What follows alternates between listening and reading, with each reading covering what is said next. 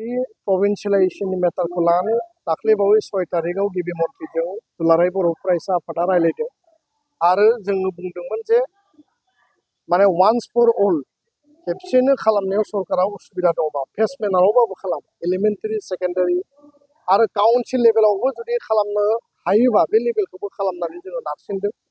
दा सरकारा बुंदों जे अक्ट'बर दाननि फार्स्ट उइकआव आसामाव भेन्सार स्कुल प्रभिन्सियेलाइजेसननि एमेन्डमेन्ट मोनसे एक्ट लाबोगोन।